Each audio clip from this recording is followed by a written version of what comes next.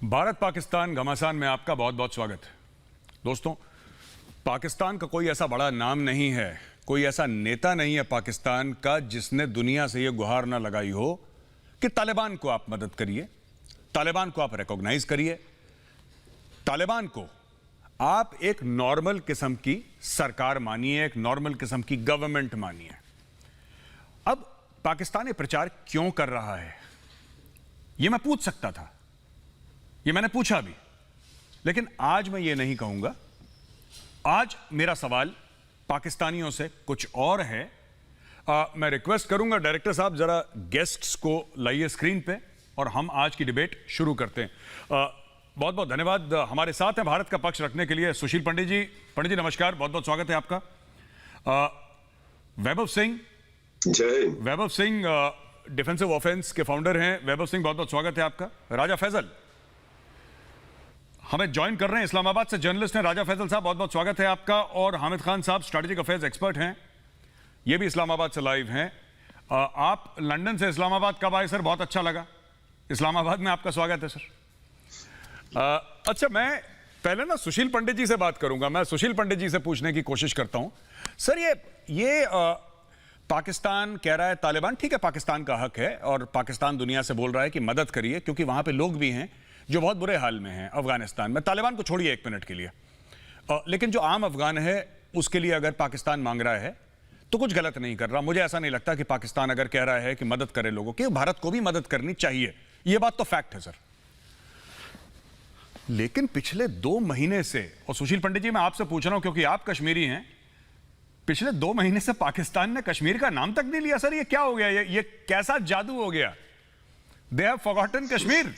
जिस कश्मीर में 3-3 नस्लें पाकिस्तान की जवान हुई, 3-3 नस्लों ने कश्मीर बनेगा पाकिस्तान, कश्मीरियों से नाता क्या, ला इलाहा इल्लल्लाह, भूल गए पूरा का पूरा। क्यों पंडित जी, क्या हुआ? सर, इसको कहते हैं सिर मुंडाते ही ओले पड़े। आज अफगानिस्तान गले पड़ गया है। वो अंग्रेजी में कहावत है ना, bite only as much as you can chew. इनको मालूम है कि औकात से ज्यादा थोड़ा पांव फैला लिए हैं और इस दिक्कत में है कि कहीं ये चीज वापस अपने ऊपर ना आ जाए। अफगानिस्तान में तालिबान वो शय है जिसकी दोस्ती तो बुरी, दुश्मनी और भी ज्यादा बुरी। कुछ पता नहीं चल रहा कि ऊंट किस करवट बैठने वाला है। सिराजुद्दीन हक्कानी को कह के कि इन्होंने बनवा दिया वजीर दाखिला, वहां का इंटीरियर मिनिस्टर, लेकिन पठान बहुत मशहूर है पिछले सैकड़ों सालों में कि वो जितना जमीन के ऊपर है उससे 5 गुना जमीन के नीचे है।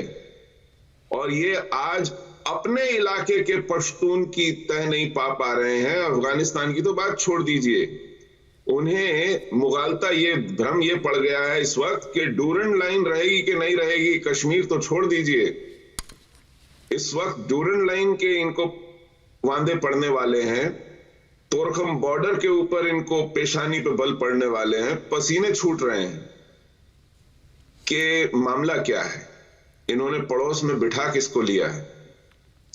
देखिए, वक्त बताएगा कि इन्हें कश्मीर और कितना याद रहता है। फिलहाल इन्हें प्रॉब्लम यह है कि इनसे संभलने वाला नहीं है जी। ये इन्होंने बोझ अपने सर पे ले तो लिया है जी, लेकिन अब कितना पानी में है पाकिस्तान, ये पाकिस्तान जानता है और दुनिया तमाशा देख रही है। जी, बहुत बहुत धन्यवाद पंडित जी आपके ओपनिंग कमेंट्स के लिए। मैं जाता हूं हामिद खान साहब के पास, स्ट्रेटेजिक अफेयर्स एक्सपर्ट है हामिद खान साहब। हामिद खान साहब एक बड़े मशहूर दिल्ली के शायर थे, वो गालिब के कंटेम्प्रेरी भी थे। मोमिन नाम सुना होगा, पढ़े लिखे हैं आप, पता ही होगा आपको। तो मोमिन की एक नज्म है, उसका एक शेर अर्ज करता हूं सर आपको कि वो जो हम में तुम में करार था, तुम्हें याद हो कि ना याद हो। याद हो कि ना याद। बिल्कुल बिल्कुल बिल्कुल बिल्कुल सर, वो जो हम में तुम में करार था, तुम्हें याद हो कि ना याद हो। सर, ये आजकल हुर्रियत कॉन्फ्रेंस वाले पाकिस्तान को बोल रहे हैं सर कि वो जो हम में तुम में करार था, तुम्हें याद हो कि ना याद हो। आप इतने मसरूफ हो गए अफगानिस्तान को लेके, आप कश्मीर कैसे भूल गए सर? कुछ तो हो सर, कश्मीर बनेगा पाकिस्तान। बड़े दिन अरसा हो गया सर नहीं सुना। हामिद खान साहब इस पर रोशनी डालें जरा। जी thank you very much. I am back in Pakistan. अच्छा मेजर गौरव आर्या, इंटरेस्टिंग बात यह है कि हमें कश्मीर इतना अल्हम्दुलिल्लाह याद है कि आज के प्रोग्राम में भी आज आपके ही मुंह से 2 बार कश्मीर बनेगा पाकिस्तान निकला है। एक बार कश्मीरियों से रिश्ता क्या, ला इलाहा इल्लल्लाह आपको हमने कहने पर मजबूर कर दिया है। आप ये भूल जाएं कि हम कश्मीर या कश्मीरियों को भूलेंगे। हमने जिस तरह 15 अगस्त को काबुल में आपको सरप्राइज दिया है, फिर उसके बाद 6 सितंबर को पंजशेर फतह होकर आपको सरप्राइज दिया है, 11 सितंबर को अबूरी हुकूमत अफगानिस्तान में बनकर अमेरिका को सरप्राइज मिला है। नहीं करना है। इसी तरह एक दिन श्रीनगर में आपको सरप्राइज मिलने वाला है। मैं हकीकत कह रहा हूं, मैं कोई फैब्रिकेटेड बात नहीं कर रहा। यहां मुझे अफसोस ये होता है कि आप ये बात मतलब मैं समझता हूं कि सारों के जो कंसर्न अफगानिस्तान के लिए है ना, वो इसलिए नहीं है कि वो उनको लग रहा है कि अफगानिस्तान की पब्लिक सफर करने लगी है। सिर्फ कंसर्न ये है कि पाकिस्तान ने वहां पर सारी दुनिया की जो दूसरी प्रॉक्सीज है उनको क्यों किक आउट कर दिया, खुसूसन इंडिया की सारी प्रॉक्सीज क्यों किक आउट हुई। दूसरी चीज ये कि जो कल बैठक हुई है दुनिया के इंटेलिजेंस चीफ्स की, उसने वाकई इंडिया को परेशान तो कर दिया है। मैं जानता हूं इंडिया की परेशानी को, लेकिन आप एक बात ज़हन में रखें कि now the power of the sub continent is change, scenario is change.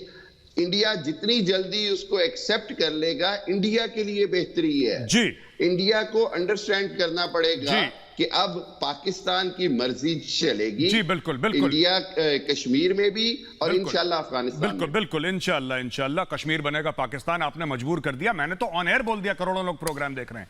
हम तो चाहते हैं आप कश्मीर ले लें सर, आप ले नहीं रहे। खैर ठीक है। हामिद खान साहब 1 मिनट। हामिद खान साहब मैं एक बात आपको बता दूं, क्योंकि अभी शेरो शायरी का मौसम है और दस्तूर भी है थोड़ा सा इस प्रोग्राम में बीच बीच में। तो वैभव ये कहना चाहता हूं कि हम अच्छे थे लेकिन लोगों की नजर में सदा रहे बुरे। कहीं हम सच में खराब होते तो सोचो कितने फसाद होते। अच्छा वैभव एक बात बताइए, खान साहब ने तो कह दिया साहब, खान साहब दाद दे रहे हैं वहां पे इस्लामाबाद से, बहुत बहुत शुक्रिया। वैभव एक बात बताइए, अल्लामा इकबाल का एक शेर सुना देता हूं सर। अब मैं काम करता हूं, मैं मोमबत्ती ले आता हूं सर, वैभव के सामने तो पूरा मुशायरा ही कर लेते हैं यहाँ पे। अल्लामा इकबाल का भी शेर सुन लेंगे सर। हो हल्काए यारा तो बरेशम की तरह नर्म, रिज़्क़ में हक को बातिल हो तो फौलाद है मोमिन। अरे आप क्या मुझसे बात। फ्रेंडली होंगे, मैं आपसे इंशाल्लाह 2 हाथ और अच्छा फ्रेंडली होऊंगा। हम तो फ्रेंडली चाहते हैं। बिल्कुल सर। हो हल्काए यारा तो मैं समझ गया कि वो रेशम है, जब तक मोहब्बत कर रहा है मोमिन तब तक रेशम है, वरना फिर वो लोहे से भी ज्यादा मजबूत है, फौलाद से भी ज्यादा मजबूत है। आपने सुनाया, मैंने करी, वाह वाह वाह। अब मैं अगर इजाजत हो तो मैं वैभव के पास चला जाऊं सर। अच्छा ऐसा है वैभव जी कि moral of the story is this कि हमने 15 अगस्त को, ये खान साहब कह रहे हैं, हमने 15 अगस्त को काबुल फतेह कर ली, हमने पंजशीर फतेह,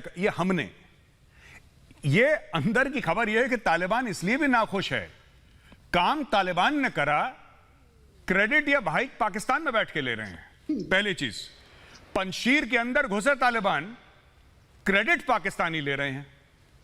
मैं आपसे वैभव, मेरा आपसे डायरेक्ट सवाल है कि क्या पाकिस्तानी इसलिए करते हैं क्योंकि खुद की अकम्प्लिशमेंट्स, खुद का कुछ कहने के लिए नहीं है?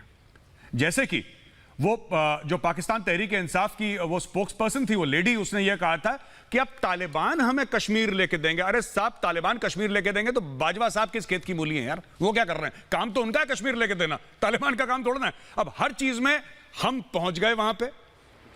मैंने इनके टीवी प्रोग्राम्स में देखा है वैभव कि जब स्पेन में हमारा राज, अब तुम्हारा राज कब था भाई स्पेन में? स्पेन से आपका क्या, वो अरब करते थे, पाकिस्तानियों का क्या लेना था? लेकिन पाकिस्तानी बैठ के यही बोलते हैं कि साहब जब हमारा स्पेन पर राज था, जब हमारा यहां पर राज था। आपका मुल्क बने 75 साल हुए सर, आपका स्पेन पे कब राज हो गया? वैभव प्लीज।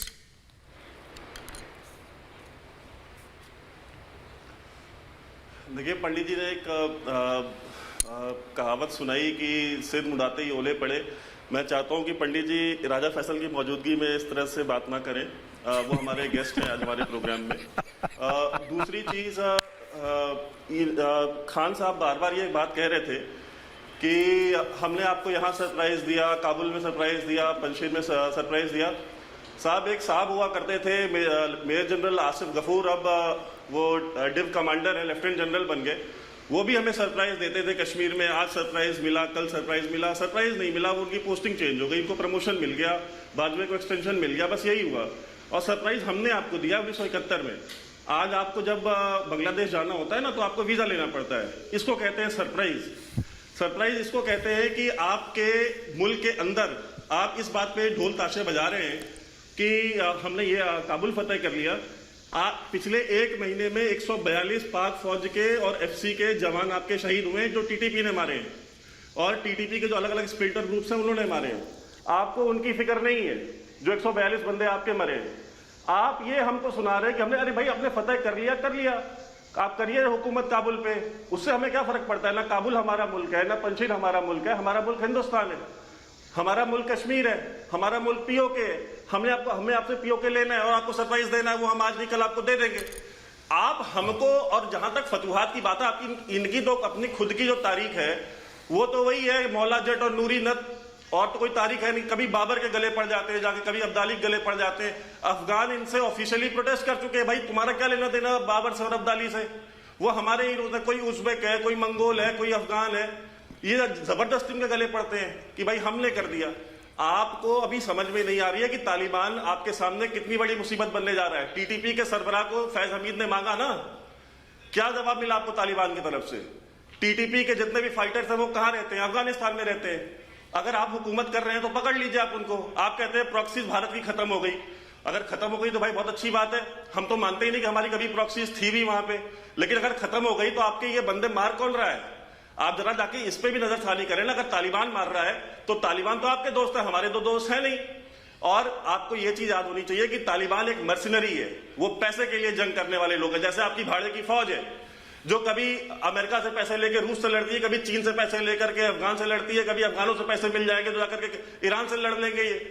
तो आप मेरी बात समझिए, आपके पाकिस्तानियों की जो जान है, वो जो आम सिविलियंस हैं उनकी जानें हमारे लिए उतनी ही कीमती है जितनी हमारे लिए किसी और इंसान की है। जी आप जी, तालिबान से आप गले लगा रहे हैं, इसकी कीमत आपको चुकानी पड़ेगी। वॉर ऑफ टेरर के बाद आपके जो 70,000 बंदे मरे हैं, कम से कम उनकी शक्लें देख करके कुछ शर्म कर लीजिए। जी जी वैभव, बहुत बहुत धन्यवाद आपका, बहुत बहुत धन्यवाद। मैं जाता हूं राजा फैजल के पास। मैं राजा फैजल से एक रिस्पॉन्स ले लूं। राजा फैजल, इसके पहले कि मैं आपसे सवाल पूछूं, ऐसा है कि बचपन में इंडिया में जब वो वीडियो कैसेट चलते थे ना सर, तो हम बड़ा देखते थे उमर शरीफ की कॉमेडी बकरा किश्तों पे और बुड्ढा घर पे है, ये सब हमने बहुत देखा था। हम छोटे स्कूल में थे तो सुना है कि उनकी तबीयत खराब है सर, मैं दुआ करूंगा कि जल्दी से ठीक हो जाएं।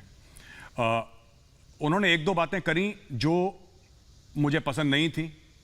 वर्ल्ड कप जब पाकिस्तान हारा, उन्होंने बोला कि चिंता मत करो, फिक्र मत करो, जैसे सोमनाथ का मंदिर 17 बार से 18 बार तोड़ा है, फिर से हम कर देंगे। खैर ठीक है, कोई बात नहीं, बुजुर्ग हैं हमारे, कोई बात नहीं, उन्होंने कह दिया, डजंट मैटर सर। आज की तारीख में ही इज अनवेल और हम दुआ करते हैं, क्योंकि जबरदस्त टैलेंट है उस आदमी का। हिंदुस्तान पाकिस्तान के बीच में लाख दुश्मनी हो, लेकिन अगर मैं कह दूं कि उमर शरीफ में टैलेंट नहीं है तो मैं झूठ बोल रहा हूं। He is highly talented and भगवान करे ठीक हो जाए वो। ठीक है सर। इसके पहले कि मैं आगे जाऊं राजा फैजल, मैं आपसे एक और बात कहना चाहूंगा, और मैं आपसे यह कहना चाहूंगा सर कि क्या आपको लगता है, और ये स्ट्रेटेजिक अफेयर्स का क्वेश्चन है सादा, इसमें कोई टांग खिंचाई नहीं है, क्या आपको लगता है कि अगर, क्योंकि पाकिस्तानी मीडिया में बात कर रहे हैं आपके सीनियर लोग, जो सीनियर सहाफी हैं सर, जो 30-40 साल से सफेद दाढ़ी वाले, सफेद बालों वाले एक्सपीरियंस लोग जो हैं, वो कह रहे हैं कि खाना जंगी की ओर जा रहा है, जा सकता है अफगानिस्तान। मेरा आपसे सवाल है राजा फैजल साहब, क्या आपको लगता है कि आप कंट्रोल कर पाएंगे अगर चीजें खराब हो? एक तो यह है कि ठीक है तालिबान स्टेबलाइज कर लेगा, एक ये सूरत हाल है कि तालिबान स्टेबलाइज कर लेगा, पर मैं कह रहा हूं ये भी लोग पाकिस्तानी मीडिया में डिस्कस कर रहे हैं कि हो सकता है ना स्टेबलाइज कर पाए, हो सकता है किसी की साजिश हो सकता है भारत की हो सकता है ईरान की हो, रशिया की हो, XYZ किसी की भी साजिश हो।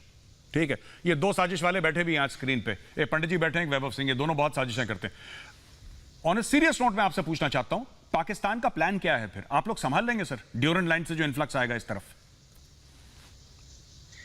देखिए गौरव, आपका पहली बात तो बहुत शुक्रिया उमर शरीफ के बारे में, और दूसरी बात यह है कि आपने बहुत ही आला सवाल किया, और मेरे ख्याल में ये सवाल बतौर इंडियन एंड बतौर पाकिस्तानी हम सबको करना चाहिए। यस, देयर आर प्रॉब्लम्स, वहां पे प्रॉब्लम्स हैं। इसी वजह से पाकिस्तान की गवर्नमेंट की जानिब से और पाकिस्तान के इदारों की जानिब से भी ये बारहा कहा जा रहा है कि ये प्रॉब्लम होने से पहले इसका सद्देबाब करना चाहिए, और ना सिर्फ ये पाकिस्तान की जिम्मेदारी है बल्कि सारे रीजनल पावर्स की जिम्मेदारी है, और पूरी दुनिया जो कि यहाँ पे पहले आके बैठी रही उनकी भी जिम्मेदारी है, खुसूसन वो कि जिनके बारे में अब आप भी ये कहते हैं कि वो उजलत में यहाँ से निकल गए, उनको जल्दी में यहाँ से नहीं जाना चाहिए था।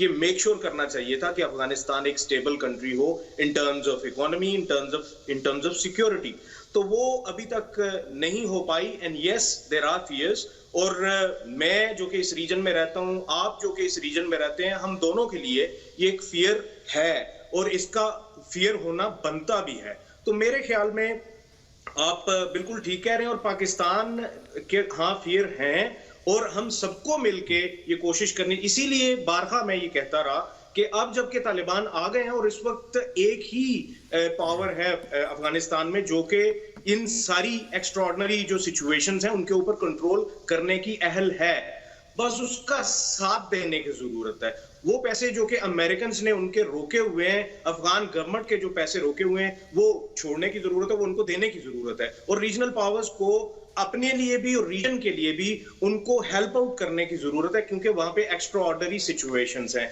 अब आ जाएं, पहले जो बात हुई कश्मीर पे, कश्मीर में इस वक्त आपको थोड़ी बहुत खामोशी नजर आ रही होगी। कंसिडर इट काम बिफोर अ स्टॉर्म। तो मेरी नजर में तो यही है कि ये रुकेगा नहीं, आने वाले वक्तों में आपको नजर आएगा। कश्मीर कल भी पाकिस्तान के साथ था, आज भी है और कल भी रहेगा, और पंडित साहब को भी सलाम और प्रणाम, और पंडित साहब भी हमारे साथ होंगे। जी जी जी, बहुत ही बढ़िया, काम बिफोर द स्टॉर्म की बात कही है राजा फैजल ने, और जब कह रहे थे तो हामिद खान जोर जोर से अपना सर हिला रहे थे कि हाँ बिल्कुल, ये तुमने बिल्कुल बढ़िया बात बोली, काम बिफोर द स्टॉर्म, यानी कि कश्मीर में एक तूफान आने वाला है। बहुत बढ़िया। मैं सुशील पंडित जी आपके पास जाऊंगा, और फिर से एक बड़ी मशहूर नज़्म है सर फैज़ अहमद फैज़ की कि निसार में तेरी गलियों के वतन की जहां चली है रस्म की कोई न सर उठा के चले, और जो कुछ चाहने वाला तवाफ को निकले नजर चुरा के चले, जिस्म जा बचा के चले। अफगानिस्तान का यही हाल हो गया पंडित जी। क्या बात है, क्या बात है, अफगानिस्तान का यही हाल हो गया। बिल्कुल बिल्कुल बिल्कुल। गौरव जी, मैं एक छोटी सी बात कहना चाहूंगा कि एक शेर है कश्मीर को लेकर के, मैं भी सुना देता हूं कि किसी आने वाले तूफान का बहाना लेकर, किसी आने वाले तूफान का बहाना लेकर ना खुदा ने मुझे साहिल पे डुबोना चाहा। आज इनकी बातों का कुछ यही मतलब निकल रहा है कि साहब कुछ आने वाला है, कुछ आने वाला है, इसी तरफ आ जाइए। जी पाकिस्तान को लेकर अफगानिस्तान की आज यही हालत है। मैंने लोगों को किसी दूसरे की कनपट्टी पर पिस्तौल रखकर नेगोशिएट करते तो कई बार फिल्मों में देखा है, लेकिन ये वाहिद मुल्क है जो अपनी कनपट्टी पर पिस्तौल रख के दुनिया से कहता है कि मुझे बचा लो। ये अफगानिस्तान में तालिबान को लाने वाले, तालिबान को पाल पोस कर बड़ा करने वाले, उनके दिमागों में वहशत और जहर भरने वाले, वहां पर उथल पुथल कराने वाले, अब दुनिया में घूम घूम कर कह रहे हैं कि भैया पाकिस्तान सबसे बारहा कह रहा है कि अफगानिस्तान को स्टेबलाइज कर दो। ये वाहिद मुल्क है जो अफगानिस्तान में पिछले 40 साल से डिस्टेबलाइजेशन का एजेंट रहा है। आपके मुंह से यह बात शोभा नहीं देती कि साहब अब मुल्क आकर के बचा ले। आपने तमाम फसाद, तमाम वहां पर गंद मचाने का ठेका लेकर के अब दुनिया के सर पर यह ठीकरा फोड़ने का फैसला किया है कि इसे आकर के बचा लीजिए। क्यों भाई? आप वहां पर गंद मचाते रहे और दुनिया का काम सिर्फ अब ये किए रह गया है कि आकर के वहां पैसे डाले, फौजी इमदाद दे, कटोरे में कुछ ना कुछ डालता रहे सुबह शाम, आपसे भी पूछे कि आप खैरियत से तो हैं। आप किस मर्ज की दवा हैं? आप क्या करेंगे? आपने फसाद खड़ा किया है, अगर आप में कुव्वत है तो आप ठीक कर लीजिए। रोज फौजी मरवाइए, अपने यहां खुद कुछ हमले करवाइए, अपनी मैशत तो चौपट करके कंगाली पर बैठे हुए हैं। अब FATF में क्या शक्ल दिखाएंगे जी कि हमने हाफिज सईद को पकड़ा, उसको पकड़ा, लेकिन तालिबान की एक पूरी की पूरी फौज खड़ी करके मुसल्लत कर दी अफगानिस्तान पर। जी बिल्कुल बिल्कुल बहुत बहुत शुक्रिया आपका पंडित जी। मैं जाता हूं हामिद खान साहब के पास कि हामिद खान साहब, ऐसा है कि जो अफगानिस्तान में, आप पिछली भी डिबेट में थे एक मेरे साथ, तो भारत में, रिपब्लिक भारत में, आपने बोला था कि ये सब जो हैं अफगानिस्तान में जो लोग प्रोटेस्ट कर रहे हैं तो ये सब इंडिया के एजेंट हैं, और ये राजा फैसल जी ने भी बोला था कि इंडिया के एजेंट हैं, रॉ के एजेंट हैं, इनको पैसा दिया जा रहा है। यानी कि 5 साल का बच्चा भी सड़क में खड़ा है, औरतें खड़ी हैं, बुजुर्ग, सफ़ेद दाढ़ी वाले, नमाजी टोपी वाले, सब भारत के एजेंट हैं। मुझे नहीं लगता कि भारत के अगर कुछ एजेंट होंगे तो इतने सारे होंगे कि पूरे अफगानिस्तान के हर शहर में प्रोटेस्ट हो रहे हैं। इतने एजेंट तो खैर CIA के नहीं हो सकते। तो भारत की इतनी क्या बिसात है कि सर हर कोने में एजेंट पाल ले। वहां पे तो बैंकिंग सिस्टम बंद है सर, एजेंट को तो पैसे चाहिए होते हैं, वहां पे ATM बंद है, बैंकिंग सिस्टम बंद है, तालिबान सब कंट्रोल कर रहा है। तो एजेंट को हम लोग पैसे कैसे भेजना है ये मुझे नहीं पता। लेकिन सर वही नज्म थी, उसका एक और मैं शेर सुनाता हूं आपको, और इसी शेर में मेरा अगला सवाल है हामिद खान साहब की, यूं ही हमेशा उलझती रही है जुल्म से खल्क, यूं ही हमेशा उलझती रही है जुल्म से खल्क, ना उनकी रस्म नई है ना अपनी रीत नई, यूं ही हमेशा खिलाएं हमने आग में फूल, ना उनकी हार नई है ना अपनी जीत नई। तो यूं ही हमेशा उलझती रही है जुल्म से खल्क। सर ये होता है, जहां पे जुल्म होगा खल्क उसके साथ उलझेगी। हामिद खान साहब, क्या आपको नहीं लगता है कि जो लोग इतने छोड़ रहे हैं अफगानिस्तान, लाखों की तादाद में, आम लोग, औरतें, बच्चे, बुजुर्ग, क्या आपको सही लगता है सर कि ये सब इंडिया के एजेंट हैं सर, और इंडिया ने सबको हजारों डॉलर दे रखे हैं कि तुम छोड़ो, और दुनिया के सामने हो सकता है 10 हो, 20 हो, 100 हो, 1000 हो, मैं मना नहीं कर रहा सर, हर एक मुल्क करता है, हो सकता है कि भारत ने भी करा हो सकता है, मुझे इसकी नॉलेज नहीं है। लेकिन सर अगर पूरा अफगानिस्तान बाहर जाने को तैयार है और तैयारों पे प्लेन्स के पहिए पकड़ के लोग छोड़ रहे हैं, ईरान का पहाड़ चढ़ रहे हैं, आपके बॉर्डर के सामने लोग खड़े हैं सर, तो हामिद खान साहब आपको नहीं लगता कि थोड़ा सा एक जिसको कहते हैं कि फिक्र का एक वो है, बायस है कि ऐसा क्यों हो रहा है? मैं बहुत अच्छी बात की आपने, ये फिक्र का बायस तो है। इसके अंदर 2 फैक्टर्स हैं। एक तो बात ये है कि जहां तक आपने कहा बैंकिंग बंद है, तो स्लीपर सेल्स जो होते हैं वो डिफरेंट तरीके से काम करते हैं, उनको डायरेक्ट पैसों की जरूरत नहीं होती है। दूसरी बात ये कि ये सब एजेंट नहीं होते, ये थोड़े से लोग होते हैं जो पब्लिक सेंटिमेंट को या पब्लिक को मिसगाइड और मिसलेड करते हैं और उससे इंसाइटमेंट क्रिएट करते हैं। This is how propaganda works. अच्छा, मैं अगेन ये कहता हूं कि ये number of protesters are very less, लेकिन तालिबान को इनसे भी मुज़ाकरात करने चाहिए, इससे कोई इनकार नहीं है। एक चीज आपको मैं बताऊं, पाकिस्तान ने एक बात साबित की है, और वो ये है कि पाकिस्तान अफगानिस्तान को प्ले ग्राउंड नहीं बनने देगा। खुसूसन हम ये कहते हैं कि इंडिया ने जिस तरह वहां अपने कॉन्सुलेट्स बनाए, इंडिया ने वहां जिस तरह पाकिस्तान के खिलाफ प्रॉक्सी की, आप जिस TTP का बार बार नाम लेते हैं उसके सारे ताने बाने आपसे मिलते हैं, उसके सारे ताने बाने श्रीवास्तव ग्रुप दिल्ली से मिलते हैं, उसके सारे ताने बाने जो हैं वो रा के उस डेस्क से मिलते हैं जो दिल्ली से ऑपरेट हो रहा है। अब इस सारी सूरत हाल को अगर आप देखें तो मैं ये कहूंगा कि अगर आप और आपकी गवर्नमेंट रियली अमन चाहती होती, आई विश, तो कभी भी ये पिछले 2 माह में जिस तरह प्याली में तूफान खड़ा किया जा रहा है कि जी अफगानिस्तान ये हो गया, अफगानिस्तान हो गया, अफगानिस्तान अब राइट डायरेक्शन में जा रहा है।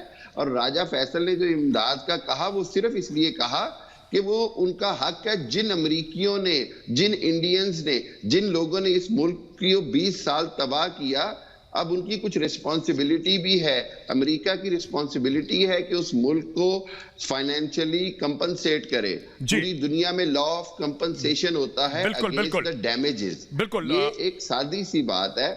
आखिर में एक शेर सुना दूं कि पाकिस्तानी, एक जो आप जनरल फैज की या सबकी बात करते हैं, तो वो एक बात है कि वो सिर्फ एक चीज कर रहे हैं कि काबुल में जाके अगर वो चाय की प्याली पी रहे हैं तो वो सिर्फ एक मैसेज दे रहे हैं कि आज तुझको बताऊं मैं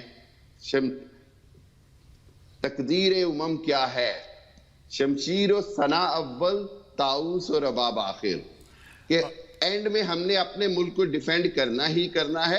बाकी हम आपको गाना बजाना, आप अगर समझते हैं कि सारा कुछ एंटरटेनमेंट है तो ऐसा नहीं है। बहुत सारी चीजें जो हैं वो बड़े स्ट्रेटेजिकल लेवल पर की जा रही हैं और आपको समझने की जरूरत है। जी बहुत बहुत शुक्रिया आमिद खान साहब। मैं वैभव सिंह ने यही बात करी थी। वैभव, मैं आपके पास आता हूं। इन्होंने ना आमिद खान साहब ने बोला, एक तो आमिद खान साहब मैं सर बहुत बहुत मेहरबानी, हाथ जोड़ सर, ये रा नहीं होता सर, ये रा मत बोला करो, इट्स रॉ सर। आप रा बोल के ना रा वाले डिप्रेशन में चले जाएंगे सर, प्लीज मेहरबानी सर, आपकी मेहरबानी। आप रात एजेंट हैं सब। ये ना एक मैं कह रहा हूं कि इसमें ना फायदा भी है वैभव, सबका फायदा भी है। There is big money involve in Afghanistan और कोई इससे नकार नहीं सकता, कोई इस बात से नकार नहीं सकता, ठीक है। और ये कुछ लोगों के, चंद लोगों के फायदे के लिए अफगानिस्तान में अब जो भी होगा, चंद पार्टीज का, पहले अमेरिका का मामला था, अब हो सकता है पाकिस्तान, चीन का हो और दीगर मुल्कों का हो। तो सर आपने भी शेर पढ़ा तो मैं भी एक शेर पढ़ दूं सर।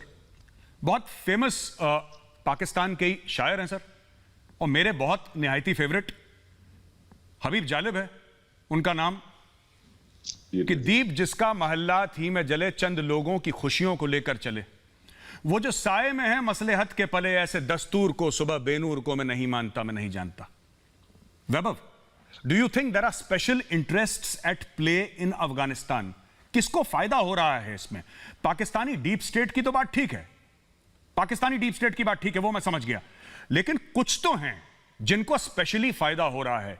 किसका इंटरेस्ट प्रोटेक्ट करने के लिए जनरल फैज हमीद गए थे काबुल? क्योंकि कोई, देखो, जब भी ऐसा फसाद होता है तो कोई ना कोई पैसा कमाता है। There is nothing called coincidence. I do not believe in this theory of coincidence. वैभव,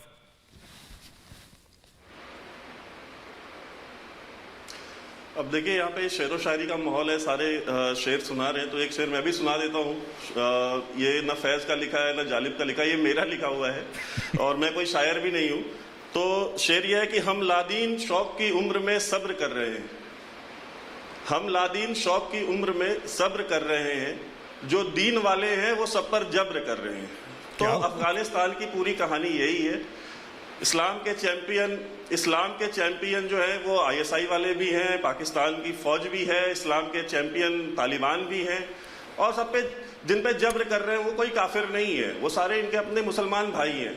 चाहे वो पंशीर के हो, चाहे वो पश्तून एरियाज के हो, चाहे वो उज़्बेक हो, चाहे चेचन हो, irrespective of who they are, वो उन पे जब्र कर रहे हैं। लोग हवाई जहाज के जो है टायर पकड़ के जो है मरने को तैयार है। सारी चीजें हो रही है, दुनिया देख रही है, और इन सब का जो जिम्मेदार मुल्क है, इस सबकी जिम्मेदारी पाकिस्तान के ऊपर आती है। पाकिस्तान की तारीख है, चाहे बलोचों पे जुल्म करना हो, चाहे अपने पश्तूनों पे जुल्म करना हो, चाहे बंगालियों पे जुल्म करना हो, बांग्लादेश के 10 लाख 20 लाख मुसलमान इन्होंने मारे हैं। तो अगर 2-4 लाख अगर अफगानिस्तान में भी मार दिए तो क्या फर्क पड़ता है? और जो 70,000 पाकिस्तानी पाकिस्तान के अंदर मरा है, उसकी सबसे बड़ी बेनिफिशियरी कौन रही है? वो पाक फौज रही है। पाक फौज को राइट्स मिल गए। अभी आपको मैं आपको एक वीडियो भेज दूंगा। कराची में खड़ा होकर के, क्वेटा में खड़े होकर के लोग कहते हैं कि यहाँ पे जितनी भी ड्रग स्मगलिंग होती है, यहाँ पे जितनी भी ये अगवा बराए तावान होते हैं, ये सारे के सारे FC के अफसर और पाक फौज के लोग करवाते हैं। वो पानी का जो टैंकर माफिया कराची के अंदर कौन चलाता है? वो इनके अपने फौजी चलाते हैं। तो अफगानिस्तान में भी जो क्योस है, उसका फायदा किसको पहुंचेगा? उसका फायदा पाकिस्तान के अवाम को नहीं पहुंचेगा।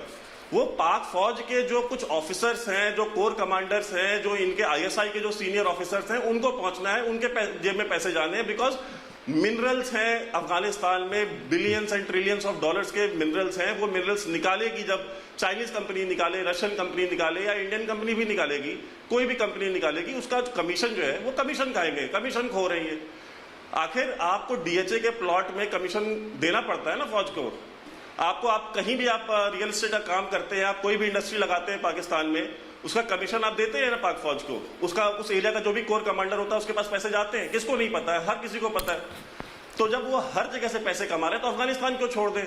जी बिल्कुल। 70,000 बंदे मरवाए हैं अपने, इसलिए मरवाए। जी बिल्कुल बिल्कुल।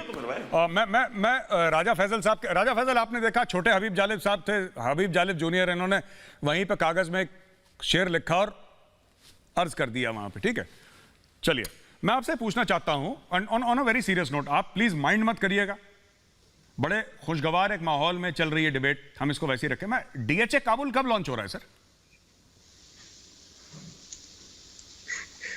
अभी तक तो कोई डेट्स नहीं आई, जैसी डेट्स आई मेजर गौरव आर्या को सबसे पहले बताएंगे, क्योंकि ये तो रीजनल डीएचए होगा ना फिर, तो उसपे तो आपको भी प्लॉट मिलेगा, बेफिक्र रहे। Corner plot sir, corner plot. और दूसरी बात ये फौजी कॉर्नर प्लॉट लेते हैं सर, कॉर्नर प्लॉट चाहिए। अच्छा, commercial corner plot. By the way, मैं अगर मुझसे कोई पूछे तो I have always contested this कि ये जो गेटेड सोसाइटीज हैं, ये मैं इनके हक में नहीं हूं, क्योंकि ये हमारी सोसाइटी को हमें एक दूसरे से दूर करते हैं। तो गेटेड सोसाइटीज जो है, मैं उनके हक में नहीं हूं, किसी भी गेटेड सोसाइटी के बाद। और जहां तक बात है वैभव की, शुक्र है जब वैभव वो शेर सुना रहे थे, मैंने कहा इसमें भी मेरे हेयर स्टाइल को लेकर कोई बात ना निकल आए, तो बहुत बहुत शुक्रिया वैभव, बहुत अच्छा शेर था। जहां तक बात है, देखें अफगानिस्तान की, वो अल्लामा इकबाल ने क्या खूब कहा था कि अफगान बाकी कोहसार बाकी। तो हमारे लिए, पाकिस्तान के लिए तो हमेशा से ये रहा कि हमारा जो एक फ्रंट है, वेस्टर्न फ्रंट, हमें तो वो उसकी चिंता लगी रहती है। तो वो उसके लिए, हमारे लिए जो साजगार माहौल है वो अभी आ चुका है। उसकी वजह ये है कि आज असल अफगानों की हुकूमत आ चुकी है, वहां पे कोई ऑक्यूपेंट्स नहीं है, ना ही कोई वहां पे कोई ऐसे लोग हैं जो कि पाकिस्तान को वहां पे बैठ के नुकसान पहुंचा सकते हैं। तो इसलिए पाकिस्तान के लिए ये खुशी का मौका है कि हमारा एक जो फ्रंट है, मेरे ख्याल में अगर आपके यहाँ भी कोई ऐसी सिचुएशन हो, आज आपका जो सेकंड फ्रंट खुला हुआ है चाइना के साथ, अगर वो बिल्कुल काम हो जाए तो आपके लिए भी खुशी का मौका होगा। जैसे हमारे लिए आज खुशी का मौका है, आपके लिए भी उधर खुशी का मौका होगा। तो मेरे ख्याल में जब भी आपके मुल्क के लिए कुछ अच्छा हो रहा होता है तो आप खुश होते हैं। इसका मतलब ये नहीं कि हम लोग क्रेडिट लेना चाह रहे हैं, ये तो आपके यहां से हमें क्रेडिट दिया जा रहा है। हर एक चीज का क्रेडिट आपकी तरफ से हमें ही दिया जा रहा है, और न जाने क्यों दिया जा रहा है। हालांकि अगर देखा जाए तो पाकिस्तान ने तो एक लंबे अरसे तक 3 से 4 मिलियन जो रेफ्यूजीज हैं उनको यहाँ पे बसाए रखा, और उनको कभी भी कोई तकलीफ नहीं दी पाकिस्तान ने। तो मेरे ख्याल में पाकिस्तान पे तो उल्टा ही, पाकिस्तान की इकोनॉमी जी बिल्कुल बिल्कुल। राजा फैजल साहब, वो अब हल्का होगा। राजा फैजल साहब, मेरे पास वक्त बहुत कम है, मैं आखिरी में जाऊंगा सुशील पंडित जी के पास। और सुशील पंडित जी, मेरा आपसे सवाल है कि आपने पूरी डिबेट सुनी, अब हमारे लास्ट 2-3 मिनट बाकी हैं। मैं आपसे सिर्फ ये पूछना चाहता हूं कि ये जो सरप्राइज की बात कर रहे हैं कश्मीर पे, ठीक है कि हम सरप्राइज दे देंगे कश्मीर में और सरप्राइज हो जाएंगे, सिर्फ 75 साल से क्यों नहीं कर पा रहे सरप्राइज? 1 मिनट टू यू सुशील पंडित जी, ये 75 साल से क्यों नहीं कर पा रहे सरप्राइज? हम हो क्यों नहीं पा रहे सरप्राइज? सर, ये 65 में भी सरप्राइज देने आए थे और इनके गुर्गों को 10-10 रुपए में पकड़ के आम कश्मीरी ने बेच दिया था हमारी फौज को। ये आए दिन वहां सरप्राइज होते हैं। ये अलग बात है कि आज ये मानने को तैयार नहीं है। ये लोग अपने मरे हुए फौजियों को कारगिल से उठा ले जाने के लिए भी तैयार नहीं थे। बाद में वो देते रहे एक दूसरे को तमगे के साथ, हमने ये कर लिया, वो कर लिया। ये भागती हुई फौज जो अपने मरे हुए फौजियों का तक एहतराम न करे, उनका फातिहा नमाज जनाजा हमारी फौज ने पढ़ा, उनको खाके सुपुर्दे खाक हम लोगों ने किया पूरे इज्जत के साथ। जी, तो ये पाकिस्तान के जो हैं ये नखरे कुछ और हैं, ये धीरे धीरे जाएंगे। पुरानी आदत है, पुरानी बीमारी है, उम्र के साथ ही जाती है। बिल्कुल बिल्कुल। सरप्राइज सरप्राइज होंगे। बहुत बहुत धन्यवाद पंडित जी। मैं माफी चाहूंगा, मैं आपको बीच में काट रहा हूं, मेरा वक्त बिल्कुल खत्म हो गया है। और जाते जाते जो अफगान हैं, जो तालिबान के खिलाफ जद्दोजहद कर रहे हैं, जो नदर्न अलायंस वाले हैं, कोई भी अफगान हो, वो ताजिक हो, पश्तून हो, उज़्बेक हो, हजारा हो, वहां पे कुछ बलूच भी हैं बाय द वे, जो भी जद्दोजहद कर रहा है अपनी राइट्स के लिए, अपने हुकूक के लिए, तो दो लाइनें उनके लिए मैं पेश करता हूं कि मेरे सीने में नहीं तो तेरे सीने में सही, मेरे सीने में नहीं तो तेरे सीने में सही, हो कहीं भी आग लेकिन आग जलनी चाहिए। बहुत बहुत धन्यवाद। भारत पाकिस्तान घमासान देखने के लिए अगले हफ्ते में फिर हाजिर हूंगा, मेरी टीम और मेरी तरफ से आप सबको जय हिंद।